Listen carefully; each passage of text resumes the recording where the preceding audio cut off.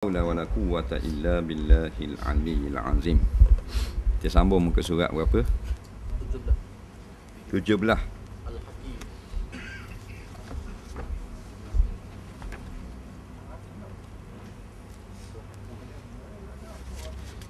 Qala al-muallif rahimahullahu ta'ala wa nafa'ana wa iyyakum bi'ulumihi fid dharain.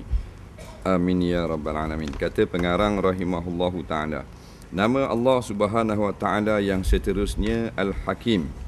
Apa arti Al-Hakim? Yang mempunyai hikmah dan yang itu ilmu yang sempurna dan perbuatan yang diteguhkan. Allah juga bernama dengan Al-Hakim, iaitulah hikmah, yang mempunyai hikmah. Hikmah ni ilmu yang cukup, ilmu yang sempurna dan perbuatan yang diteguhkan. Banyak di dalam Quran datang dengan lafaz Al-Hakim. Di antaranya yang banyak juga disertakan dengan namanya Al-Aziz. Dalam surah Al-Baqarah ada menyebut Rabbana wa ba'as fihim rasula minhum. Wahai Tuhan kami, bangkitkanlah di kalangan mereka itu seorang rasul di kalangan mereka itu. Yatlu alaihim ayatika, yang akan membaca ke atas umat itu ayat-ayatmu.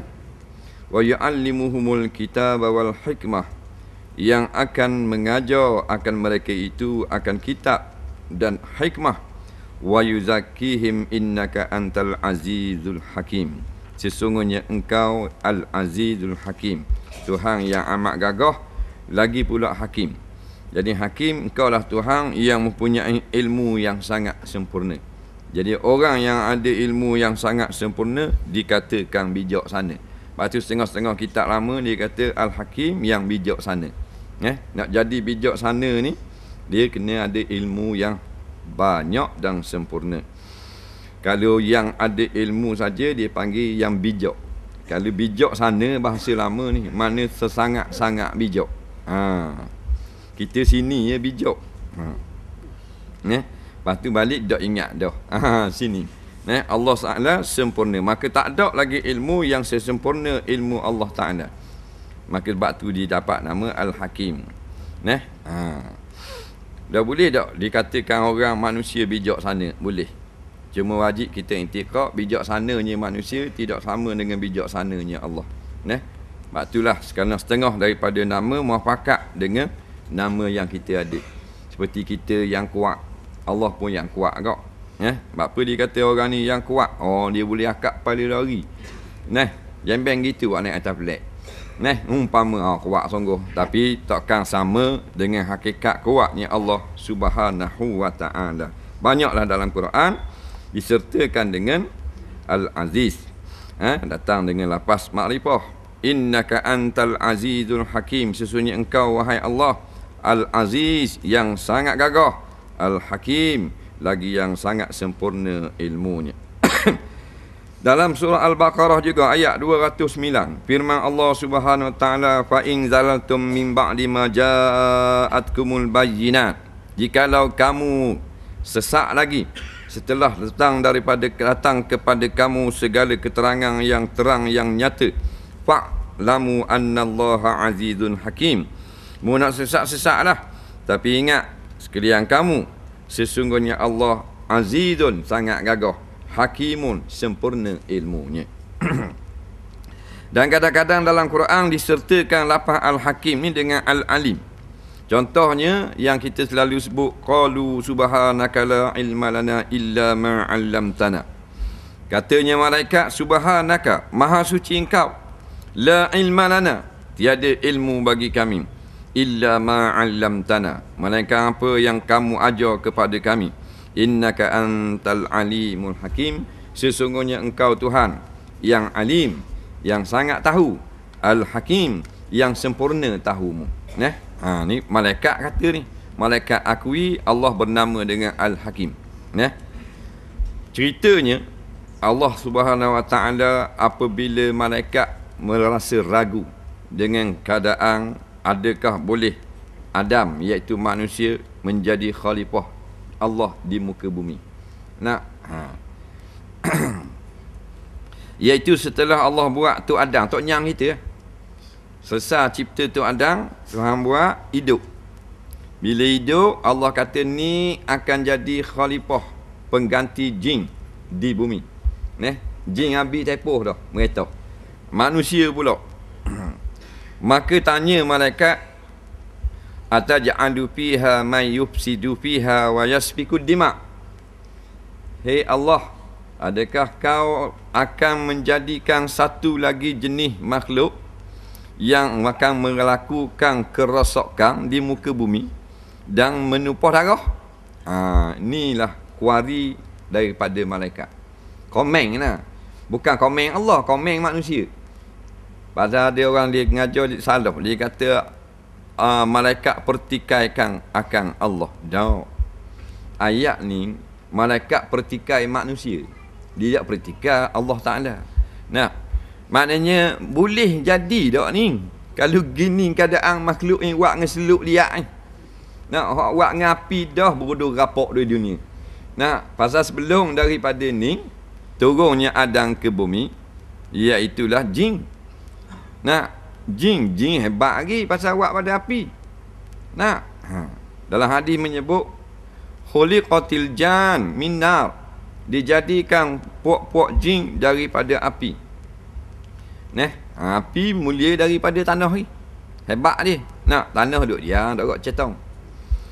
Jadi api jenis jin ni bila turun ke bumi kejap je molek. Lepas tu wa'ona dengan buah mosing apa ada belaka. Dah. Jadi orang nak mari surga dia nak tarik bagi kat main. Nah, gambar telipuk main patai. Gambar telipuk. Betul tak? Tengah main patai, erik daunnya wak pondok lulak lah. Tengah garik orang nak pergi surga kelek kita, dia erik daunnya ramai-ramai orang kampung. Jadi tukar bimba bidah. Jadi malaikat tak pertikai Allah, dia pertikai kita. Layak ke tak, mampu ke tak. Hak molek jin pun ruhara tak. Jadi nano gitu sekali. Jadi adakah boleh bukan dia pertikai Allah, dia pertikai manusia. Apabila dipertikaikan, mampukah manusia ni turun ke bumi laksanakan perintah Allah, maka Allah tanya beberapa soalan kepada malaikat. Maka jawab malaikat, subhanaka la ilma lana, maha suci engkau. Nani pula. Maha suci engkau ya Allah. La ilma lana illa ma 'allamtana, tiada ilmu bagi kami melainkan apa yang hak mukabar ke kami tahulah. Nampak? Kita gitu kok. Ilmu hak kita ni hak Tuhan wi tahu. Sebab itulah kalau kita kata wallahu a'lam, bukan makna bodoh. Nampak? Allah lebih tahu. Orang ayat tauhid kan tu. Innaka antal alimul hakim, kau lah Tuhan yang sangat tahu lagi pula hakim. Sebut nama Allah yang kedua, hakim, yang sempurna pengetahuanmu. Maka Allah pun tanyalah Nabi Adam. Nabi Adam boleh jawab, malaikat tak boleh jawab. Dan Nabi Adam boleh jawab, bijak tak manusia? Bijak lah, dah boleh jawab. Tapi Allah hakim, bijak sana. Sebab apa? Bijaknya Adam boleh jawab, Allah yang ajar. Nampak? Wa 'allama Adamal asma'a kullaha. Betul tak? Dan Allah yang ajar Nabi Adam segala benda-benda yang Tuhan nak tanya ke malaikat. Allah tanya, ajar lu Nabi Adam, ni benda ni, ni benda ni, ni benda ni, ni benda ni. Hak ni orang panggil ni. Lepas ajar baru Allah tanya malaikat. Malaikat kata la ilma lana, kami tak tahu, tak boleh jawab sekarang baru. Maka Nabi Adam jawab, barulah tahu bahawasanya Nabi manusia lebih pandai daripada malaikat. Nampak? Itu cerita dia. Baik. Kadang-kadang dia datang dengan lafaz al-khabir. Dia berakal al-hakim dengan al-khabir. Seperti firman Allah Subhanahu wa taala dalam surah Al-An'am, wa huwal qahiru fawqa ibadih wa huwal hakimul khabir. Dialah Allah yang mengatasi kuasa kita. Nampak? Kuasa Allah memang mengatasi kuasa kita. Kita pakat amal mana pun nak lawan Allah, tak boleh. Tak menang. Dia lebih mau. Wa huwal hakimul khabir. Dialah Allah yang hakim. Hakim, kalau kita dengar makna hakim, Tuhan yang bersifat dengan ilmu yang sempurna. Dan banyak juga lafaz al-hakim disertakan dengan lafaz tawwabun, iaitu Tuhan yang sangat terima taubat. Firman Allah Ta'ala dalam surah An-Nur, walaula fadlullahi alaikum wa rahmatuh, dan jikalau tidak ada kurnia Allah atas kamu, wa rahmatuhu, dan dengan sebab rahmatnya, wa annallaha tawwabun hakim, Allah Ta'ala tawwabun, sangat menerima taubat, lagi pula hakim, yang sangat sempurna ilmunya. Jadi Allah lah yang sebenarnya ilmu yang sempurna. Ilmu kita banyak kok. Ada orang banyak ilmu. Tak? Siapa boleh tulis buku, boleh macam-macam buat. Ada orang buat buku tentang enjin, dia tulis bab enjin. Ada orang buku bab pelayaran. Bab ensiklopedia tu dia tulis berpuluh-puluh jilid. Banyak dah ilmu. Tapi tidak hakim yang hakiki, tidak hakim yang sebenar. Lepas tu balik kepada makam kita hak asal, banyak mana pun ilmu ialah jahil. Sebab ilmu kita walaupun banyak, asal tak ada. Asal tak ada. Ulama mana pun masih beranak bodoh. Masih nerak. Ulama learning, ulama besar, tok guru besar, tapi masih beranak umur 4 bulan. Nerak itu berok perik. Tak ada ilmu. Jadi bila tak ada ilmu, kemudian ada pula ilmu. Ni ada. Dah dia ulama dah. Lagi bila dia mati ada ilmu. Tak ada pula dah. Jadi kejap ada, kejap tak ada, kira kan ni. Kelak rendah. Nampak? Mana kira tak ada sempurna. Maka yang sempurna ilmu Allah Subhanahu wa ta'ala. Dan makam kita jahil lah. Dah ada ilmu sedikit. Nampak? Allah akui dalam Quran, wa ma utitu minal ilmi illa qalila. Tu hakikat itu. Ngaji-ngajilah, ngajar-ngajarlah, ulama-ulama lah. Tapi wa ma utitu minal ilmi illa qalila. Tu ayat Quran ajar kita. Tiada kami beri akan kamu, hei Nabi. Ayat tu turun ke Nabi. Bukan ulama.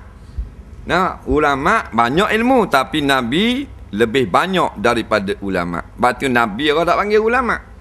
Kerana dia mengatasi. Sebut makam Nabi, dia maknanya orang yang paling mulia, orang yang paling takwa, nisbah ilmu paling banyak, nisbah perang paling berani, habis. Nisbah muka paling comel. Kalau sebut ulama, muka tak comel. Sebut ulama ada kat kulit hitam. Tapi kalau Nabi tak ada. Dia semua 5 star belaka. Maka kalau ayat ini kata tiada kami beri kepada kamu, hei Nabi, menaikkan ilmu yang sedikit. Dah ulama mesti kau sikit. Dah ustaz kau dah sikit. Dah kita tu jangan sombong. Jangan sombong dengan barang pinjaman. Orang ni pinjam. Besar mana pun kita ulama tu guru, barang pinjaman. Sampai masa jadi jahil semula. Mana masa jahil? Masa mayat. Masa tu guru mati dah. Dia tanya hukum. Boleh jawab? Tak boleh. Dia bapak ilmu tajwid. Tanya alif data A senyap Tok guru. Bukan kerana bak payah-payah. Alif data A senyap. Masih hidup boleh jawab. Kita dah nak kata tu. Data hadari. Selalu derahnya beri. Pasal dia tahu dah, dia baca dah tekok itu. Tapi bila mati, jawabnya jahil kembali. Jahil ni bukan jahat. jahil ni tidak ada ilmu. Nah, ada gak alim jahat, jahil baik, ada gak? Nah, alim jahat.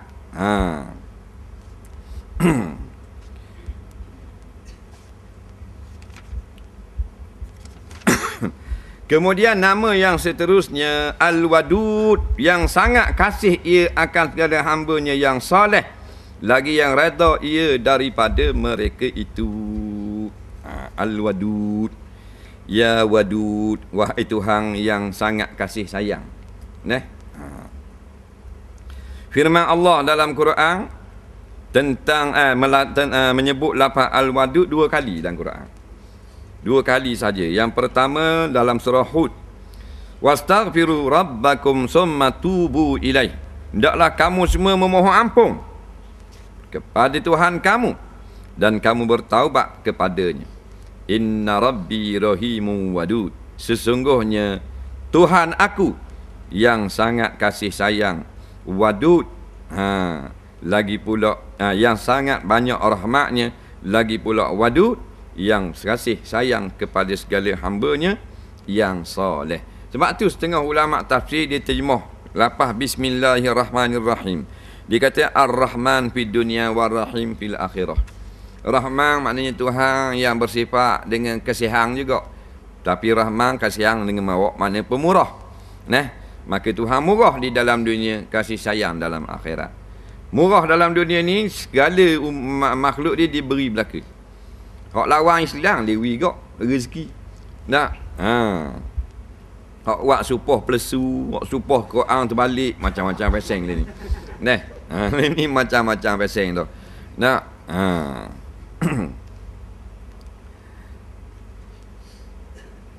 Hak semua berala kenyang. Kenyang menyanda semua berala. Hak sipan perempuan si pandang 10 orang tu. Dah orang hebat. Main orang bujang, saya langgang pelacur, main JRO, kenyam nyanda pagi bang sit mok. Semalam baru pernah duduk tidur dengan pelacur 4 ekor. Pagi tu hang siap dah sit mok. Dengan teh tarik nyanda kenyang. Tu. Tapi rahim fil akhirah. Kasih sayang dengan sebab wadud, iaitulah kasih kepada hamba-Nya yang soleh sahaja. Batu rahmat dengan nikmat tidak sama. Nikmat kita dapat, kafir pun dapat. Iaitu keluasan hidup di dalam dunia. Nikmatnya orang kafir apa tu? Boleh beli kenderaan. Nikmat. Rahmat tak ada. Kasih sayang Allah. Jadi kita nak nikmat dan kita nak rahmat. Kalau nak boleh nak dua-dua. Kalau nak saja rahmat mengatasi akan nikmat. Tak ada rahmat Allah, tak masuk syurga. Tak masuk syurga. Masuk dengan belas ihsan Allah Subhanahu wa ta'ala. Jadi nama seterusnya Al-Wadud. Ingat lain kali, Tuhan yang wadud, ya wadud, ya wadud. Mana wahai Tuhan yang sangat kasih pada hamba-hambanya yang soleh. Soleh ni apa? Soleh ni yang molek, yang berjuruh, yang baik. Bukan yang banyak ilmu. Orang ustaz soleh kan? Tak orang ngajar orang. Alim orang banyak ilmu. Faham? Soleh orang baik walau kana jahila, sekalipun dia jahil. Jahil mana tak pandai. Dengar tak pandai. Ramai orang kita dengar tak pandai. Hanggut balik bengong gitu. Tapi tak apa dah. Allah tak tanya guana tak pandai. Allah tanya apa tak pergi. Itu saja. Tapi ada ke hak alim tapi pandai kena ke dia. Pandai nak kena ke dia. Ada pula alim tidak suka kepada negara Islam. Alim, ulama, ustaz tapi tidak suka mana tertegaknya sebuah negara Islam. Dalil tak suka tu dia bersama dengan golongan-golongan yang tidak mahu negara Islam. Faham? Bermakna dia bersekongkol. Padahal dia alim. Alim kot mana?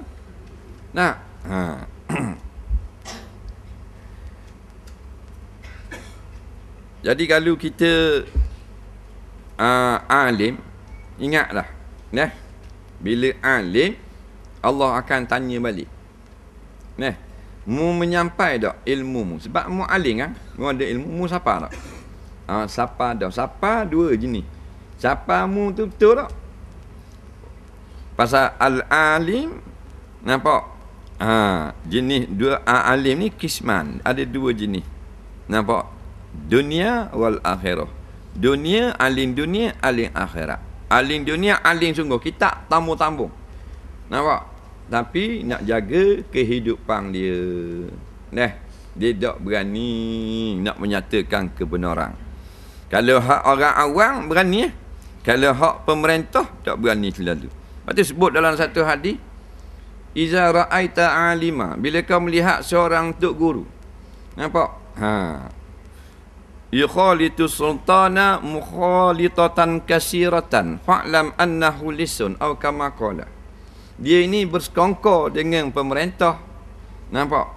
Bukan nak nasihat, nak semata berdamping diri, nak dapat kemudahan dan seumpamanya. Maka ketahuilah orang alim itu adalah propop. Nampak? Bapak pencuri dah. Itulah kita Imam Ghazali pesan. Kalau nak pergi bersama kat orang alim, nak pergi kat orang zalim, boleh. Bukan tak boleh. Tapi untuk tazkirah. Untuk nasihat dia. Bukan bersama-sama dengan dia. Nak nasihat dia boleh. Pergi kat raja, nasihat raja. Bukan nak duduk, nak cari kesenangan.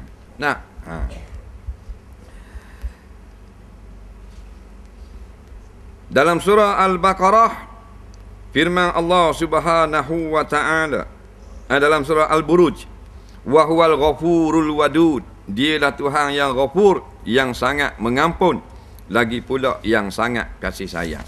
Jadi bila Allah sangat kasih sayang, maka kita dapatkan kasih sayang Allah. Lagu mana? Katanya ulama, orang-orang yang ahli dosa bertaubat kepada Allah, maka dapat wadud, dapat kasih sayang Allah. Senanglah. Dah kita tahu dah Allah bersifat bernama dengan wadud.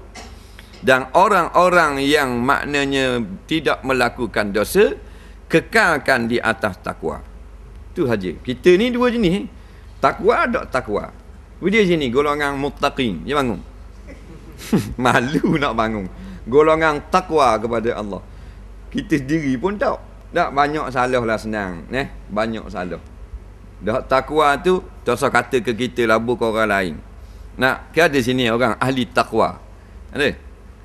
Bangun nak tengok kalau muka tak malu. Tak. Jadi kalau kita takwa tak payah ngaku lah. Tak payah bangun lah.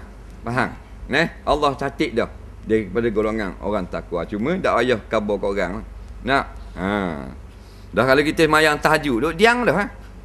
Nak? Malang pun putus sikap pulih Allah besi bangun kali kerja mak nepik kot celah kapung. Kita tengah mayang tahajud baru 20 rakaat baru. Cak ayang juga tu. Senyap sudahlah.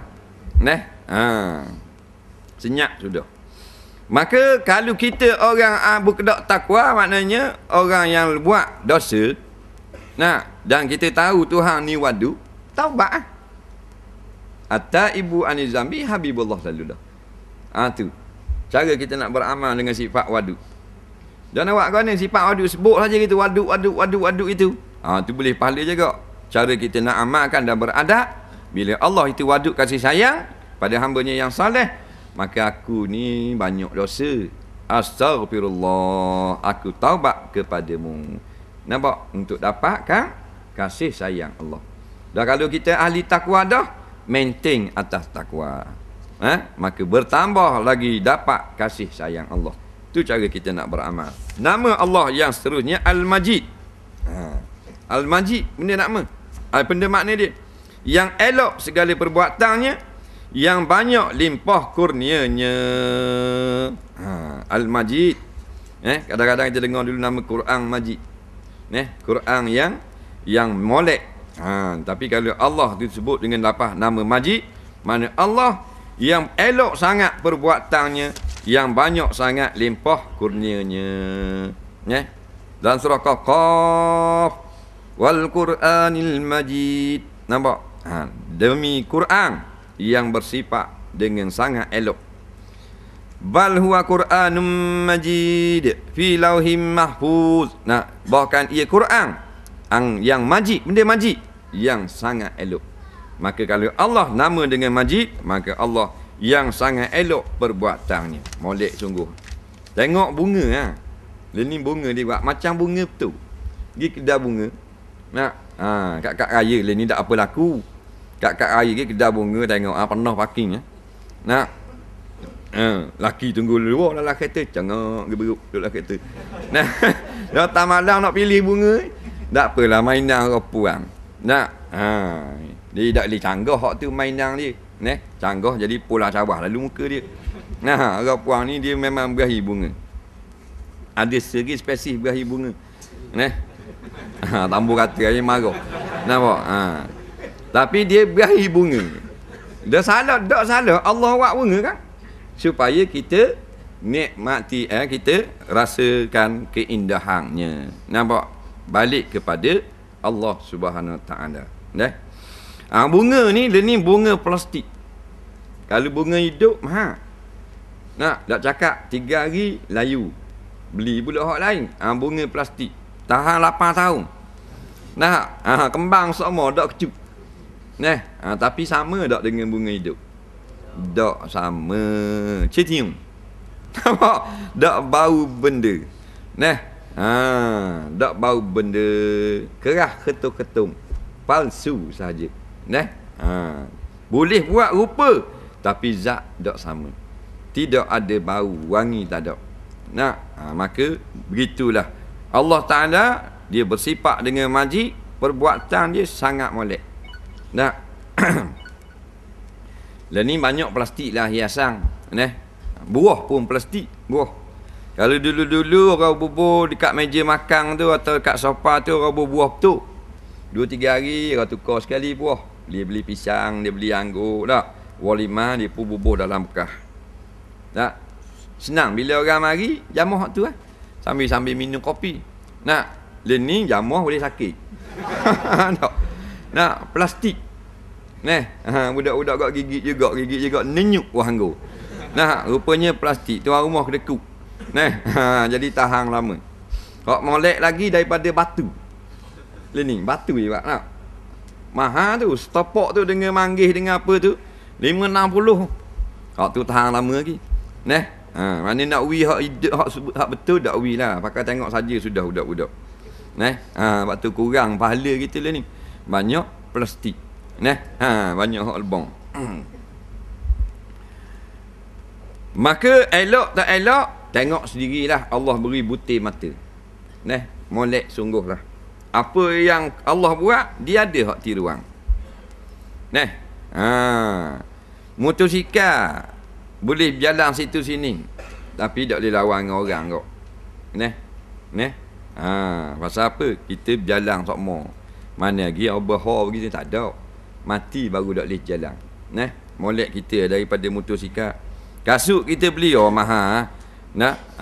Kasut. Harga berapa kasut? 1,500. Tapak takkan tahan 8 tahun. 6 tahun gelebek nyeng. Tu mujur 6 tahun. Tapak kaki kita mana pernah tukar. Molek ada. Tuang mati lah. Tapak molek ada. Umur berapa? 90. Tapak kaki tak pernah tukar bersekali. Comel sungguh. Beli ikan main hak ke budak-budak tu kan dia jual. Bubuh bateri 2 tik, ikan 3.5. Jalan gedek. Dak dan setengah hari mampu kerah. Dengan Allah buat lagi comel. Cuma kena wi makan lah barang hidup. Jadi semuanya kalau kita buat perbandingan, tak boleh nak compare. Allah dia buat molek sungguh. Pokok ni molek. Serba molek. Orang lebih lagi molek.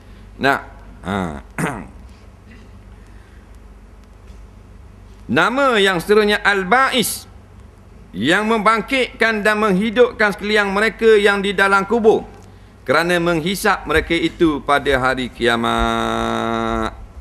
Firman Allah Subhanahu wa taala, wa yauma nab'atsu fi kulli ummatin syahidan 'alaihim min anfusihim. Pada hari kiamat nanti kami akan bangkit pada tiap-tiap umat akan seorang saksi atas diri mereka daripada diri mereka sendiri. Setengah tafsir kata kami bangkitkan rasul. Nampak? Yang akan menyatakan kebenaran rasul-rasul yang sebelum, dan juga akan menyatakan akan kebatilan apa yang dilakukan oleh umat. Dan makna yang banyak dipakai tentang al-ba'is di sini, iaitulah bangkitkan manusia pada hari kiamat. Padahal ba'is ni umum, tu yang membangkitkan. Allah benda makna nama Allah al-ba'is. Banyak makna. Allah yang membangkitkan rasul, Allah yang membangkitkan ulama-ulama, Allah yang membangkitkan mujaddid, Allah yang membangkitkan orang-orang yang menjaga agama, Allah yang membangkitkan pejuang-pejuang yang membela tanah air umat Islam. Cuma banyak dipakai al-ba'is, Allah yang membangkitkan manusia daripada kubur masing-masing pada hari kiamat. Seperti mana firman Allah SWT, wa anna sa'atiyatun la raiba fiha wa anna sa'ah, dan sesungguhnya hari kiamat atiyatun, pasti akan tiba juga. La raiba fi, tidak ada la raiba fiha, tidak ada keraguan sedikit pun. Pada mana? Pada hari kiamat atau hari akhirat itu. Wa annallaha yab'atsu man fil kubur, dan Allah lah Tuhan yang yab'atsu, akan membangkitkan man mereka, yang ini kita semua di dalam kubur masing-masing. Tanang di gelung bila, bangkit kubur yang lain. Di mana? Di padang mahsyar. Tanang mana pun. Tanang kubur mana Pasir Panjang, kubur Bukit Depu, kubur Kijar, kubur Kuala Besu, bangkit padang mahsyar belaka. Bukan bangkit sini. Kena bangkit sini, tak bangkit dah, dihancurkan bumi. Hancur bumi dah. Dah kita tulang-tulang mana? Tulang hancur bumi. Dah ni ramai dah hak hancur bumi. Bila dihancurkan langit dan bumi kiamat lagi, kau lah hancur, tak ada benda. Jadi debu yang berterbangan. Dah kita roh kita bangkit. Nampak? Dengan benih hak asal. Nampak? Dengan jasad yang baru. Baru mana? Baru buat. Faham? Bukan jasad hak ada dah ni. Jasad ni hancur dah. Hancur dah. Bangkit dengan roh hak lama. Jasad yang baru. Dah pesen baru rupa, dah acuang sama. Nampak? Mati muka pak leh, bakit pak leh. Dia tak lari sikit. Dah boleh buat gitu. Boleh bukan kerajaan Terengganu. Kerajaan Allah. Kalau kerajaan Terengganu baru dak gerak nak buat. Tak ada PT nak buat. Duk buat ke lapu jalan. Lapu jalan molek-molek. Dah gitu kau lapu tiang. Berjota-jota habis piti. Faham tak? Lapu tu molek dah. Lapu ni tak lawa tak apa. Asal cerah. Dia nak ke tiang tu lawa. Sekarang ni dia nak suruh lawa ke nak suruh stemek tinggi? Dia jawab. Stemek tinggi tu juga. Bila stemek tinggi, projek tu besar. Duit ni hak rakyat. Dia tu apa mencakap apa piti aku kan? Piti rakyat. Boleh cakap. Faham? Buatlah kemudahan untuk orang ramai ambil manfaat. Kita tengok hak lalu-lalu ni jeng ni. Orang luar mari datang Terengganu ramai. Berjujuk ni daripada Jalan Kamarudin kok Gong Kapah. Tak ada berasa hak lenggok tengok tiang lapu. Tengok. Ada. Melainkan kita kedah kepuk. Kita makna kedah, maknanya kain batik. Maknanya orang tak mau tengok tiang lapu. Nak buat tiang lampu molek-molek boleh. Tapi macam Brunei. Rakyat mewah dah. Habis banyak dah PT lebih, baru buat hak lawa-lawa pula. Getok mana tu zaman darurat tau. Zaman komunis. Kita negeri kedua paling kaya di Malaysia. Tapi jalan raya paling teruk dalam dunia. Faham? Kita tanya pelajar balik di Iraq. Iraq ni negeri perang. Molek tak jalan? Allah, jalan macam kapek. Padahal negeri perang. Jalan ni molek. Besarnya. Dengan moleknya. Buatlah jambatan tu. Barulah dak. Jeng situ. Daripada 3 lorong jadi se. Jadi tekuk botol situ. Nyaknya korang nak balik, nak pergi balik dia bukit, nak balik nak balik ke Teluk Pasu, nak balik ke Teluk Menara, Sombak Lemak sejam lebih duduk situ. Jam matang tu tahun 60-an. Zaman komuni. 50 tahun dah umur. Pitih nampak kedua terkaya dak buat. Nampak? Kalau beruk mereka Terengganu, dia buat lama je matang mana. Faham? Sungguh. Betul tak? Dah. Bukan cerita politik ni, hak rakyat negeri Terengganu. Apa pergi buat benda habis buat taman-tamadung cotek-cotek masjidnya Karachi, masjid tu, masjid ni 2 orang boleh muat dalam. 1, 2 juta, 3 juta sutik. Jambatan dah buat. Berpuluh-puluh tahun dah buat. Nampak? Kata rakyat di dulu kan. Ni kita tolong tegas. Sebab satu hang tanya balik lagi. Mu ngetah Terengganu sekian tahun, ya? Dah duit muat berhabis benda. Nampak? Benda yang rakyat tidak halal masuk neraka. Balik awal. Dah? Buat hak orang dulu. Biar kemah. Jambatan mana 3 lain sebelah. Kau ni setuju? Nyanyi korang. Biar kita jarang pergi mana pun, tapi kita pergi selesai tengok nyanyi korang. Kita jarang je matang tu. Nampak? Sekali-sekali dah. Kita pergi sekali-sekali susah dah. Dah orang sama-sama. Dah. 3 lain sebelah. Tepi tu ekong kat orang lain. Tak, negeri kedua terkaya di Malaysia selepas Selangor, betul tak? Negeri miskin, negeri Melaka, negeri Sembilang. Miskin. Tapi ada flyover. Terengganu ada flyover? Tak ada berasa.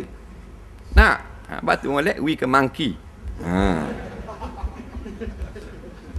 Nampak sangat bodoh. Letak jawatan kalau jadi haram saja. Kita tak pandai. Kita ambil ke amanah. Lepas tu buat bazir-bazir gitu. Berjota-jota buat 100 kapal layar 300 jota sekali belayar. Bayar kepada kapal layar. Boleh projek. Ni bagian hotel, ni bagian catering, ni bagian buat show, buat apa. Jawatan mana gitu juga. Buruk lepuk tahun zaman British hari tu. Jadi bila bangkit tu hang tanya, lagi. Dah mu mesti besar itu kok. Mu esko. Mu yang tukang belanja pitih negeri Terengganu. Sudah kerja. RM1 saja kalau negeri Terengganu ni rakyat dia tak halal masuk neraka. Nampak?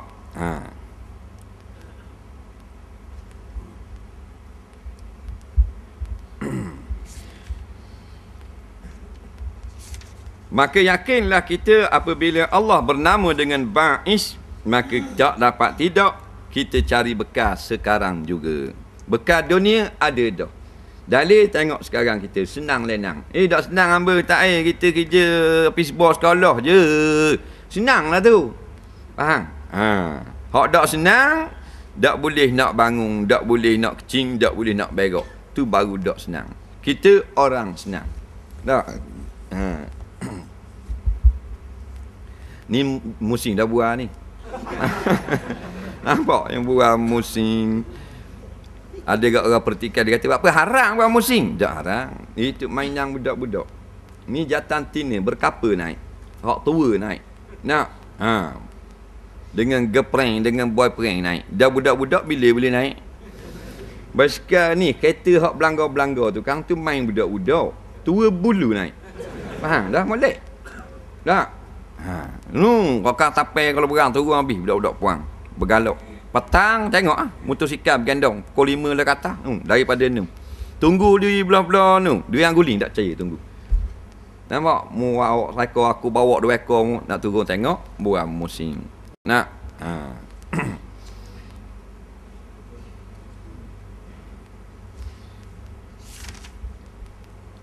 Nama Allah yang seterusnya Asy-Syahid wallahu a'lam. Kita tengok soalan.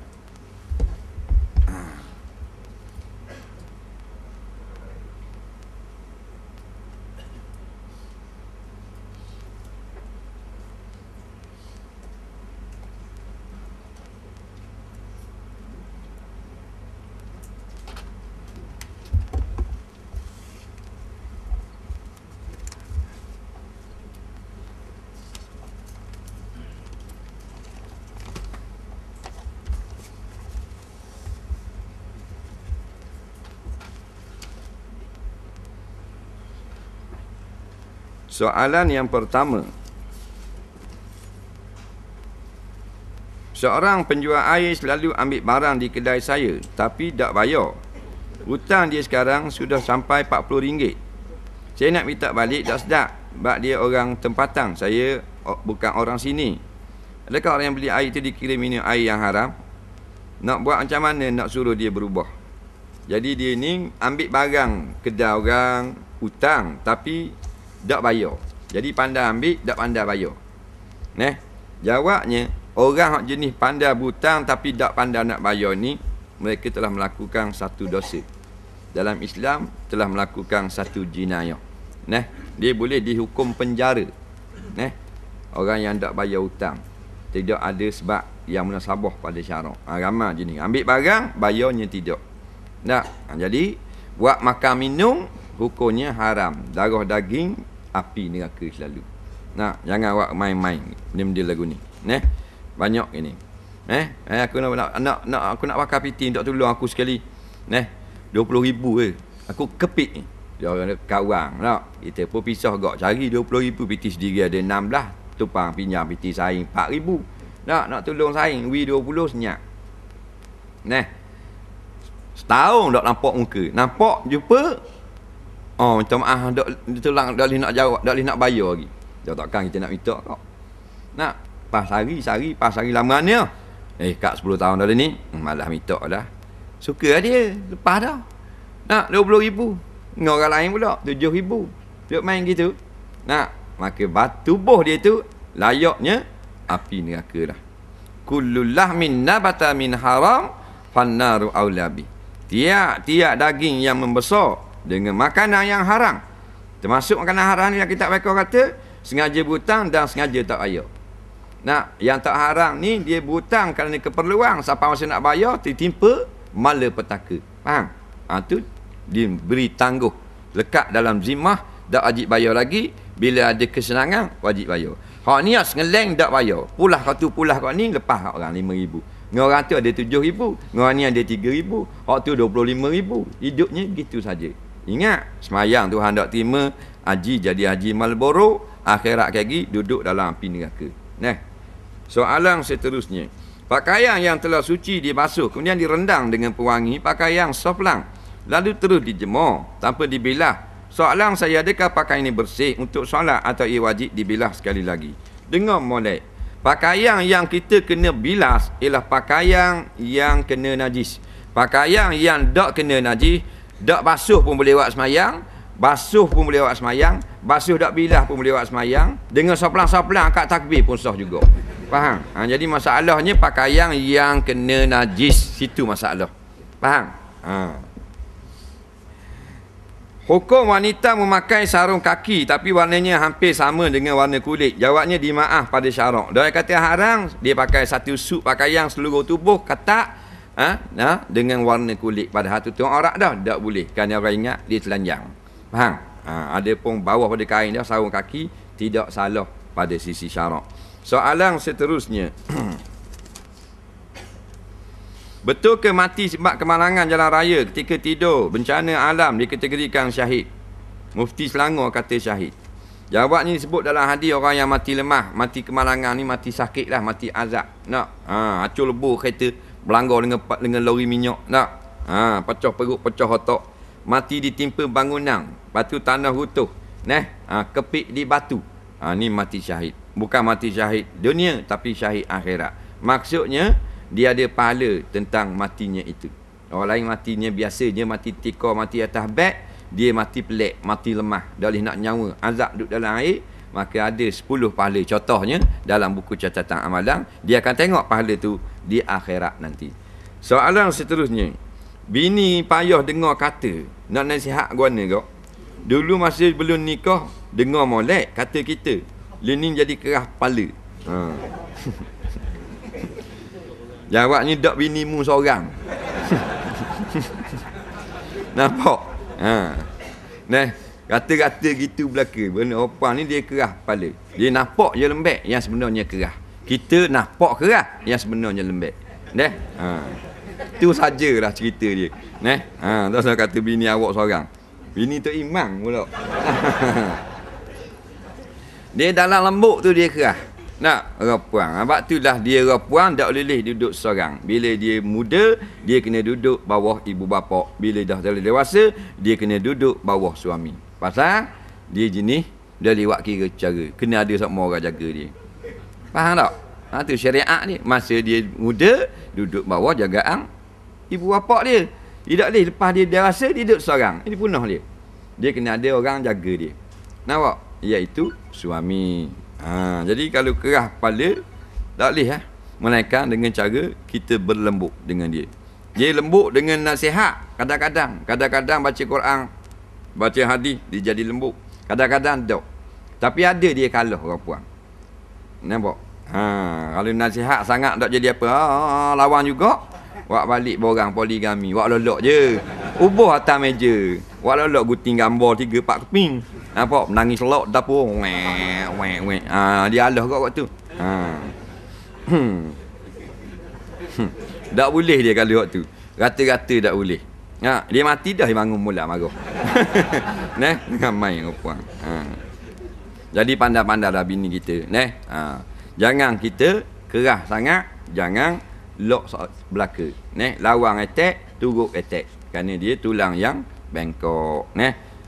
Turuk belaka, botok kepala kita. Habis. Tak kedai tu kalau boleh keling-keling kain buat balik rumah. Tak usah kata kain. Dengar tokai keling tu dia nak beli.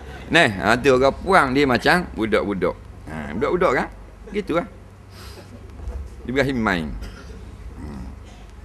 Sebab tu bila kita akad nikah jangan ingat sedap Aku terimalah nikahnya dengan mas kahwin yang tersebut itu so.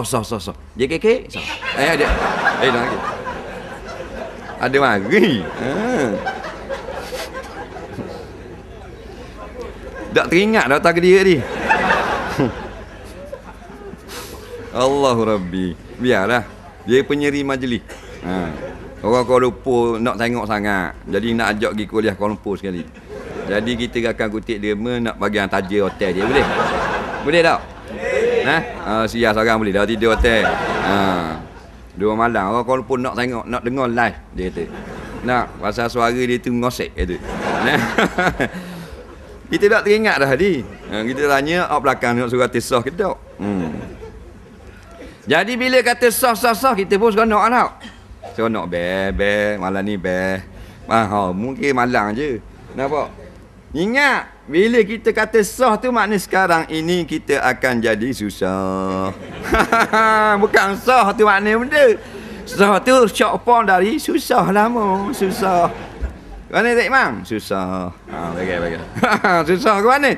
Pasal dia lebih teruk daripada budak-budak. Faham? Budak-budak mainan dia murah. Kalau pergi main ding pinggang dengan japur, dengan cawang, dengan sodek ada belaka, sepaket RM9. Nampak? Tapi kalau bini kita RM9 tak main bah. Allah nak kata balik seseng. Tak? Nah, 599. Tu baru pinggang makuk. Anak kita beli watercolor kalang peluna, Pak ayah 8%. Cak burung kakak tua. Ada 12 color. Bini kita 24 color. Nak bagian tepek sini. Ni 93, ni 115. Ni 48. Bahaya. Memang kena faham dah. Kita akan menempah satu kesusahan yang sangat berat. Tu baru alat kelengkapan. Dia tak sudah ni. Tak sudah. Bagian ni cuci kuku, bagian lotion ni, bagian malang pula. Day suku, naik suku. Tak? Orang ni dia. Tak apa sara gitu. Biarlah. Sebab dia tolong kita banyak. Berapa golongan makan harta saka? Jadi kalau semua waris ada, maka hak makannya kata semua ada. Anak ada, bini ada, laki ada, pak ada, mak ada, tok ada, tok kiri ada, tok nyang ada, tok nyuk ada, cucu ada, pak dara ada, adik-beradik ada. Yang makannya 4 golongan saja.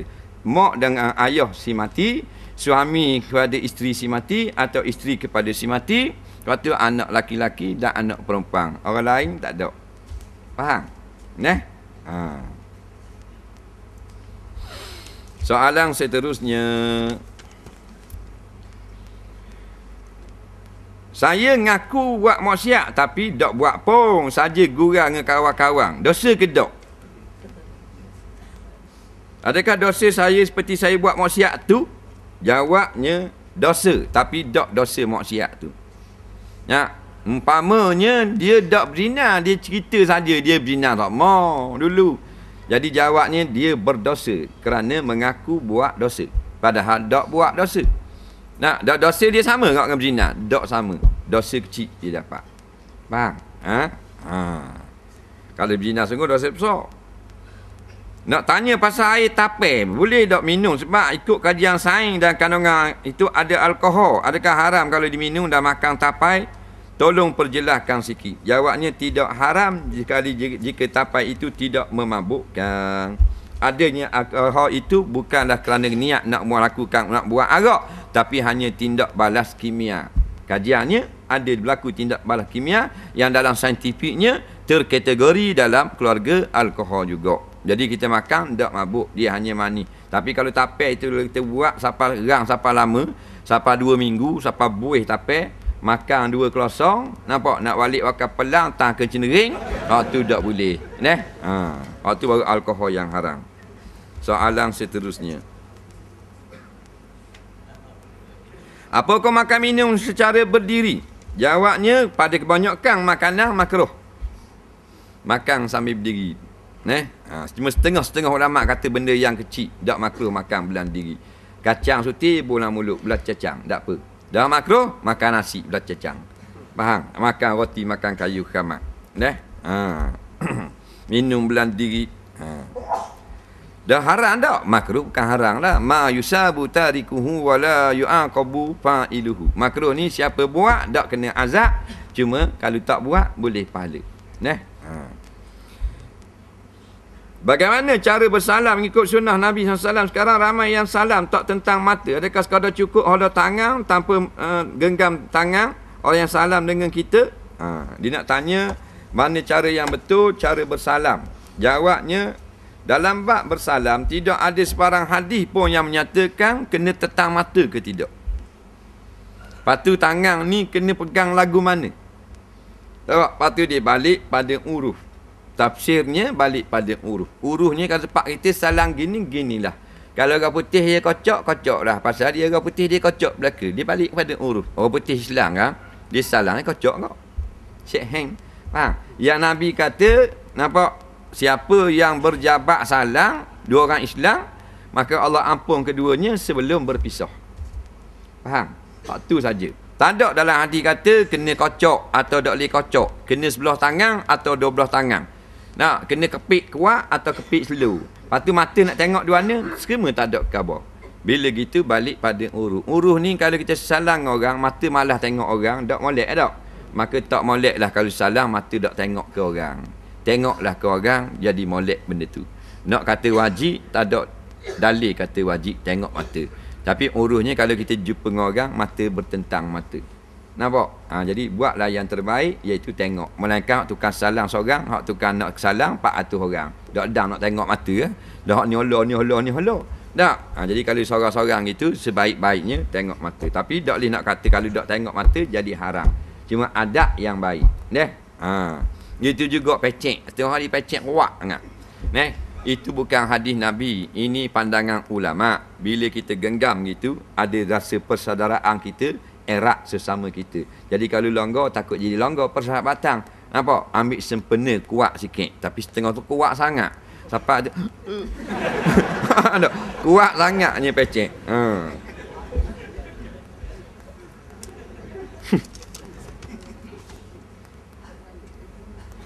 Soalan seterusnya. Saya ada satu soalan. Apa hukum menghalau haiwan ke kawasan kubur bila haiwan itu ingin makan tanaman?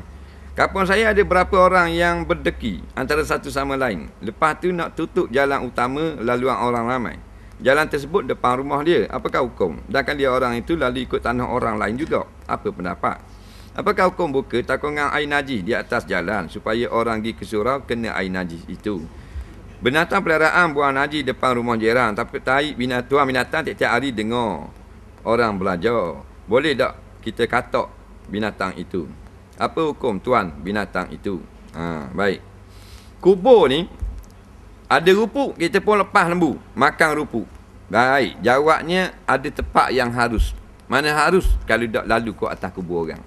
Kalau pergi ragut kau atas kubur, tak boleh. Yang bolehnya tanah kubur yang ada rumput, dia dimakan kat rumput itu, tak terlibat dengan kubur. Jadi tanah kubur hak kosong daripada kubur. Tanah kubur besar ni, orang tanam belah ni baru kubur, belah ni kosong. Belah ni boleh. Tapi kalau berak, tuan dia kena buang tahi daripada tanah kubur. Tu saja kena jaga. Faham? Kalau kecing, tuan dia kena pergi bersih. Ambil air, jiru. Atas rupuk tu.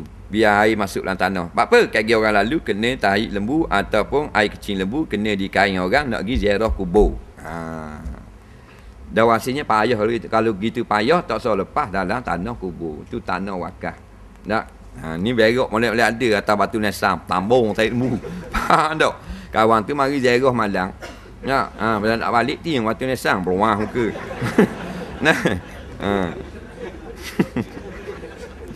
Dia buat lebih kurang. Pasal apa luar? Pasal jahil. Tak dengar dah jahat. Satu kategori jahil, tak tahu benda. Lepas berak atas kubur orang. Yang kedua, dengar dah tapi dah jahat. Dengar belum dia aku. Lerak juga. Maka dia dengan lembu dia lebih kurang. Faham? Bahkan dalam kitab fiqh baik. Berak dalam laman orang, wajib tuan dia kena buang najis. Kucing ke, burung dia ke, tak boleh. Harta orang tak boleh. Yang boleh berak atas tanah kerajaan. Boleh. Bukan tanah orang, tanah kerajaan, tanah luar, tak apa. Berak atas jalan tak boleh. Pasal apa? Mengotorkan jalan hak orang ramai. Hak gerak-gerak boleh kat orang ramai, hak harta kerajaan, tapi orang tak ambil manfaat situ. Tarik lembu baru berak tu. Kalau belah-belah sini kurang, kalau belah-belah ni banyak, belah-belah sekayu. Atas pada sekayu tu, kita tak masuk kandang, sekayu masuk kandang. Kalau kita pergi straight, tubik mana? Siapa kenal? Tubik belukar bukit. Tu tak? Jalan belukar bukit tu, dia banyak tu, tarik lembu. Lagi banyak. Jadi satu hari kita naik kereta dengan orang. Depan tu ada masjid. Mari dua ni masjid. Berair baru sudah basuh. Nak warna putih. Baru naik daripada Sekayu rasa. Pelik luar. Mungkin nak balik ke Leberang mula. Salah jalan itu bik kot kanan. Jadi set-set motor mari bila blokar bukit ni 5-16 buah. Pang daping. Dan oleh siapa depan masjid dijirik tarik lembu. Tarik lembu tu ngecik atas masjid. Habis syuting masjid. Nampak hijau. Tu kata tuang lembu tu lah bodoh macam lembu kau. Tak boleh. Atas tepi tak apa, kat kereta tak lalu kena kereta orang. Tak boleh. Jangan awak lebih kurang itu. Beraklah tanah orang, wajib tuan dia kena basuh tarik lembu. Tak basuh dosa. Lembu jangan kata lembu, boleh pukul.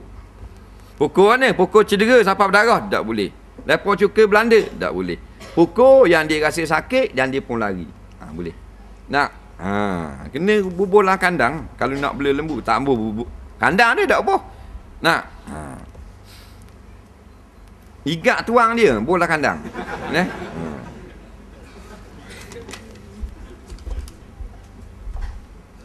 Soalan seterusnya, bid'ah molek ke tak? Molek pasang kaset CD kat orang baca ayat Quran untuk mayat yang belum ditanam dan tak ada orang datang ziarah, seorang dua je mari. Jawabnya bid'ah, tapi tidak ada dalil yang melarang. Orang mati, dia pun pasang CD kaset orang mengaji Quran. Dengarlah orang ngaji di speaker. Jawabnya tidak haram. Tapi yang terbaik orang hidup baca Quran. Dah tak ada orang, CD pun CD. Benda tu tak ada larangan. Baik pada pasal lagu. Boleh atau sah ke tidak mandi jenazah gunakan mesin yang canggih kalau ada pada masa akan datang. Ini tak ada lagi. Akan datang dia buat mari mesin. Dicipta satu mesin, mayat tu bola mesin tu basuh. Nampak? Orang tak payah mandi. Jawabnya nanti siapa mesin, mu tanya semula. Boleh? Tak apa, jawab lalulah. Mandi mayat mesti perbuatan mukallaf. Nampak? Tak boleh benda lain. mukallaf je. Nak mesti orang buat walaupun mayat tu bersih. Sebutlah kitab-kitab fiqh bab mandi jenazah, mayat yang lekat dalam air lemah.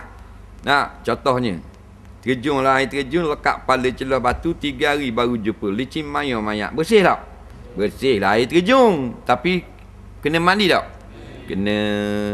Padahal sama saja mandi orang dengan mandi, dia mandi sendiri dah. Nak? Jawabnya, perbuatan manusia tu mesti buat. Adakah betul Imam Syafi'i pernah berguru dengan penggembala kambing? Ya, kata setengah perawi Imam Syafi'i pernah berguru. Bukan guru mari dengar gini, iaitu ambil hadis. Penggembala kambing ni dia tahu satu hadis, Imam Syafi'i jumpa dia ambil hadis. Maka tiap-tiap orang yang kita ambil satu hadis daripada dia, dia adalah guru kita. Mengapa ramai umat Islam yang melakukan zina? Orang agama lain sikit saja yang buat. Sedangkan semua orang ada nafsu. Jawabnya memanglah ni negeri kita ramai orang Islam, maka banyak berzina orang Islam. Kalau kita pergi ni negeri Jepun, ramai tak orang Islam berzina? Tak, orang Jepun lah berzina. Faham tak? Pasal orang Islam tak ramai di sana. Kita pergi negeri orang putih. Pergi di apa benda Paris. Hak ramai berzina orang Islam ke orang putih? Biar faham baik gitu. Cuma soalan bukan gitu. Soalan kenapa orang Islam yang agamanya melarang zina masih ramai yang berzina. Macam mana soal gitu? Jadi negara kita ni ramai orang Islam. Jadi berlakunya sosial orang Islam lah. Kalau ramai orang kafir lah. Soalan seterusnya sikit lagi dah. Apa hukum orang mesej dengan orang perempuan? Dosa tak? Ada kalanya boleh, ada kala tak boleh. Apa yang boleh di luar, boleh dalam mesej. Di luar kita jumpa orang, kita tanya. Nampak? Ayahmu ada tak di rumah? Maka dalam mesej boleh. Nampak? Luar kita benda hak belak-belak kita cakap. Hak nafsu. Tak boleh. Dalam mesej, tak boleh. Soalan seterusnya. Boleh tak cerita tentang Syekh Abdul Qadir Jailani? Cerita ni panjang, cerita pendek-pendek dah lah. Syekh Abdul Qadir Jailani ni, dia orang Iraq.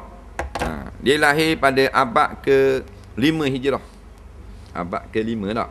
5 Hijrah. Dia orang Iraq. Daripada kecil dia mengembara tinggal kampung. Dia pergi ke Baghdad berguru. Di antara guru-guru beliau yang terkenal Syekh Ibnu Aqil. Nampak? Syekh Ibnu Aqil tu. Orang ngaji dia tahu kenal Ibnu Aqil. Dan dia bermazhab Hambali. Dan banyak mengarang kitab-kitab dalam bab fiqh dan tasawuf. Tapi nak pergi ke tasawuf pun tengok dia mengaji dengan ulama-ulama nahwu, ulama sarah, ulama-ulama tentang lughah. Kita pergi tasawuf lalu. Dan di antara muridnya yang terkenal Ibnu Qudamah. Imam Ibnu Qudamah, pengarang kitab Mughni. Kitab Mughni ada 2. Satu Mughni Ibnu Qudamah, satu lagi Mughni Khatib Syarbini. Mughni Khatib Syarbini mazhab Syafi'i, fiqh. Mughni Ibnu Qudamah mazhab Hambali. Faham? Jadi Ibnu Qudamah anak murid dia, tok guru dia Ibnu Aqil. Dan dia meninggal dunia pun di Iraq juga. Soalan seterusnya, apakah menjadi satu kesalahan mengedarkan kad jemputan kahwin pada kawan bukan Islam, di mana dalam kad tersebut ada mengandungi kata doa bahasa Melayu? Jawabnya tak salah. Soalan seterusnya, waktu Zuhur masih di rumah, lepas tu bertolak ke Kuantan, boleh tak nak jamak takdim, takhir? Jawabnya boleh jamak, tak boleh qasar. Pasal masuk Zuhur kita duduk di rumah lagi. Jadi kita nak buat tengah jalan, boleh jamak, tak boleh qasar. Faham? Saya tengoklah di YouTube, Rasul Dahri kata tahlil arwah dan semayang atas kubur bid'ah. Dia kata Imam Syafi'i kata gitu. Betul ke tak? Jawabnya tak betul. Kerana Syekh Rasul Dahri, buku-bukunya telah diharamkan. Nampak? Dibeli, dibaca dan diedarkan. Yang terakhir sekali, iaitu Jawatan Kuasa Fatwa Negeri Kedah, memfatwakan buku-buku ini adalah menyesatkan. Kerana banyak bercanggah dengan fakta yang sebenar. Jadi berhati-hati dengan Rasul dah hari ini. Dia orang Singapura yang nak cari kerakyatan di Malaysia.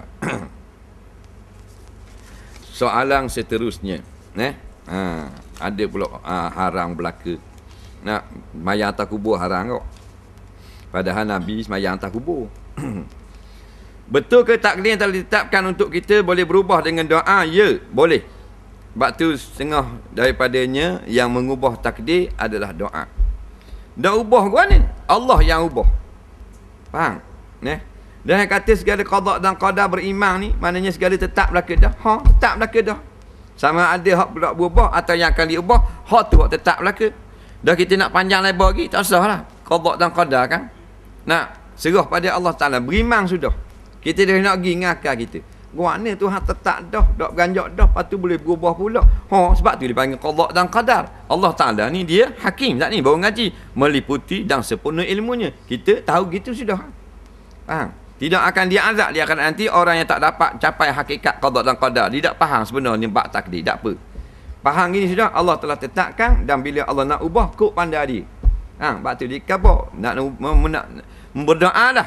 Mudah-mudahan nak menjadi senang kalau mu susah. Berdoa lah, mudah-mudahan penyakit ni sembuh. Begitu juga dengan hubung silaturahim. Orang ini Allah Ta'ala jadikan dia panjang umur. Saya sengaja goreng kepuk keping yang ada kulak dan binatang kecil-kecil besar sikit dari ama ayam, sebab tak boleh jadi bazir.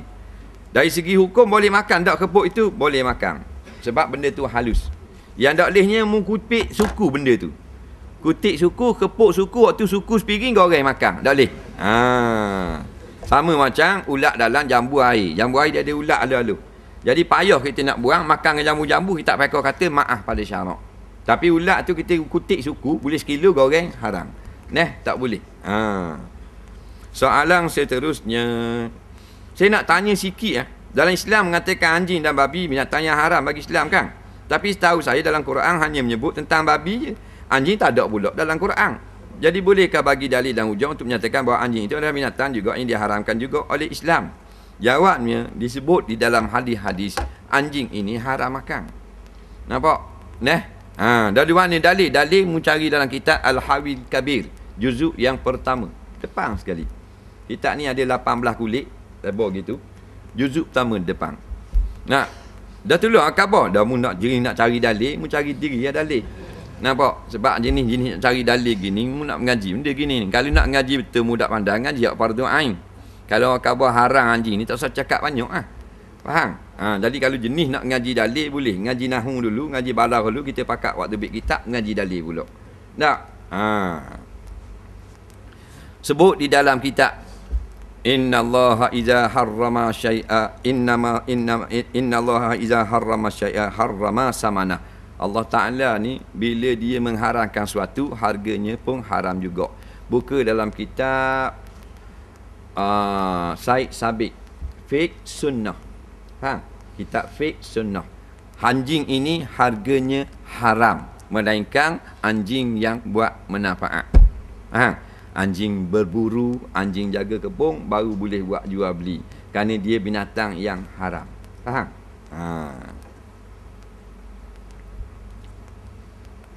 Ada setengah ustaz mengatakan jika seorang laki-laki itu mengeluarkan mani dengan sengaja, dosanya adalah Nabi tidak mengaku umat. Betul ke tidak? Tak betul. Dia kata suami lelaki atau mengeluarkan air mani dengan sengaja, maka Nabi tak mengaku umat. Tak betul.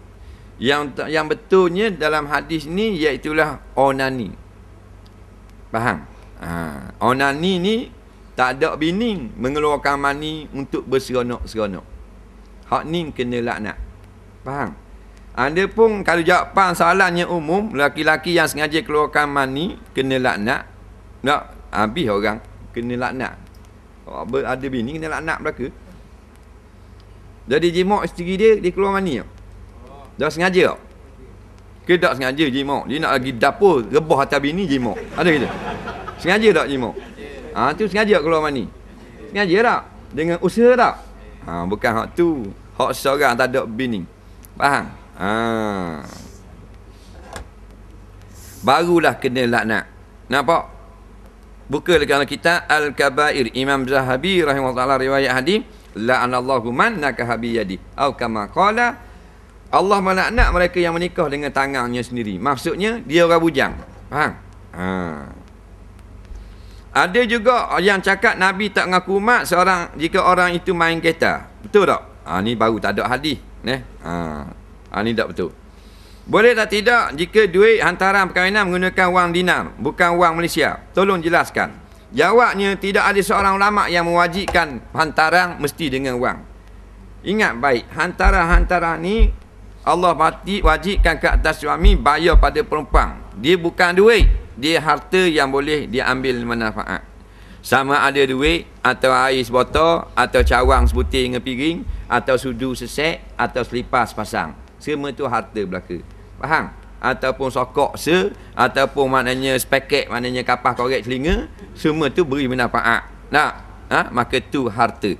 Cuma kita ni jenis duk cari piti sama, duk ingat ke mas kahwin wajib piti. Tak, segala harta. Dah kalau dinar emas sekarang boleh beri manfaat. Boleh, sah jadi. Bahkan takwi harta beri jenis khidmat. Boleh tak? Nak, mas kahwin dia tolong beki rumah hak puang. Nampak? Tangga utuh dia buat hak baru. Upah tak payah. Kerana jadi mas kahwin. Boleh tak? Dia panggil khidmat. Nak, mas kahwin dia hak lelaki ni ajar hak puan jahit. Kerana hak puan ni tak pandai bak jahit. Dengan mas kahwinnya ajar jahit selama seminggu. Boleh tak mas kahwin? Faham? Kita duk ingat ke piti? Tak. Kayu api boleh sebebang. Nak, mas kahwinnya seberkas kayu api. Boleh, tak ada masalah. Tak boleh ambil manfaat, tak sah jadi mas kahwin. Mas kahwinnya sebelah kasut, tak sah. Walaupun kasut tu mahal. Kasut harga 1,000. Tapi dah sebelah, tak boleh manfaat. Melainkan hak puang tu kaki sebelah. Minah rempik. Soalan terakhir. Banyak lagi tak ada. Apa hukum pengantin laki-laki cium dahi pengantin perempuan lepas akad nikah depan orang ramai pula tu? Daripada yang bakal berkahwin. Tak lama. Baik, tidak ada sebarang hadis pun yang nas yang larang. Bila nikah, lepas tu suami cium isteri. Ada nas larang? Tak ada. Lepas tu ada tak nas suruh? Tak ada juga. Bila tak ada juga, balik pada apa? Uruh ni kalau lepas nikah pamah kita pergi cium bini kita molek tak? Tak molek. Faham tak? Dalam bilik lah. Nampak? Jadi duk ikut ke orang putih sangat. Dulu tak ada cium-cium gini. Asal datang pengawal Islam bawa datang kita Islam ke Malaysia, gitu nikah. Nampak? Batal wuduk bila orang balik. Akhir sekali orang pun ikut. Mana? Batal semayang. Isteri cium tangan suami depan orang ramai. Boleh tahan kira lagi. Learning main cium pipi dah pula. Nak, dia nak pergi mana akhir sekali? Yahudi wan Nasara. Nampak? Walan tarda ankal Yahud walan Nasara hatta tattabi'a milatahum. Yahudi dan Nasara, dia akan reka sama. Dia akan cocok sama racun supaya kita ikut cara dia. Orang yang Nasara lepas menikah depan tu imam, tengok. Kita slow-slow gohit, slow main tangan tu. Lepas tu dahi, ni cium pipi pula. Nak, gigi romen tu depan tu imam. Tak? Tu imam mati bini. Nalai dia tengok ni. Faham tak? Jadi masalah. Jadi benda-benda ni yang kita kena jaga. Nah, jadi air tak kita. Orang suruh tiung. Nah. Dah kalau air, dah kena amal. Ni pelik. Ni teruk-teruk sangat banyak. Pasal apa jadi gitu? Sebab contoh. Sampel dia panggil sampel. Nah, dulu sampel kita hak orang ngajar tu jadi juruh. Ni sampel dalam TV tu kan. Arti. Dan arti dia punya cara nikah tak boleh kita. Dia pun dalam majalah. Lepas tu nama anak nak tengok nama arti. Nama arti. Kalau arti tu hak dia suka sangat top. Beranak. Lepas tu pun nama pelik. Habis nak ikut. Macam nama Sepanyol. Bahan juga. Tak ada sikit makna Islam. Bahan. Pasal apa? Arti pujaan. Arti nikah buat pakai baju gini. Dia nak buat gitu attack. Kan dia tunjuk kalau arti nikah tunjuk katil, tunjuk lembek, tunjuk peti sejuk, tunjuk cadar. Nak? Habis tengok Nak, bila dia boleh tap cadar lebih kurang arti tu, dia bangga. Nampak? Kerana idola dia ahli maksiat, ahli lara. Nak? Jadi pelik. Ada pula betul dah bini kita. Dah boleh tiung tak? Boleh, tapi jagalah. Nah, kena jaga. Sebab tu peluk depan orang ramai tak boleh dengan bini kita. Hukumnya haram. Faham? Yang boleh piping tangan. Nah, bini kita boleh peluk depan ramai. Nah, pergi piping patah peluk. Oh, peluk. Nampak? Uduh ke jenis. Mari pegang siap apa bini aku kan? Nak kata gitu? Tak molek. Dia panggil gugur muruah. Maruah tu jatuh. Nah, jadi tolong kontrol sikitlah. Nah, sebab kita dengar dah tapi bila siapa bab majlis kahwin serah ke mak. Tu jadi gitu. Anak bengong dah. Nah, ayah dah apa nak cara. Nah, ni ada pra wedding pula. Pra wedding ni bukan nikah betul. Bukan sanding betul lagi. Pra dia panggil. Siap dengan sanding dah. Siap dengan sewa baju dah. Potong kek padahal tunang ni. Dulu tunang orang tua lagi. Nah, ni tunang macam nikah. Dengan lain-lainan, dengan panggil juru gambar, dengan apa benda, dengan sup, 2-3 sup tunang. Dengan liling, dengan kuih kek, dengan apa. Nah, jadi balik pada asal nikah lah kita buat lebih sikit. Tunang ni simple. Nak, jangan duk ikut artis sangat. Nak, tunang biasa. Bawa ibu bapa, orang tua seorang dua, mak dara. Nak, bawa anak saudara seorang, 2 buah kereta. JKK seorang. Nah, tak ada apa-apa lalu. Nah, wallahu a'lam. Bismillahirrahmanirrahim. Allahumma anfa'na bima 'allamtana wa 'allimna bima yanfa'una. Rabbana zidna 'ilma. Rabbana atina fid dunya hasanah fil akhirati hasanah wa qina azabannar. Sallallahu sayyidina Muhammadin wa ala alihi wa sahbihi wasallam. Walhamdulillahirabbil alamin. Assalamualaikum warahmatullahi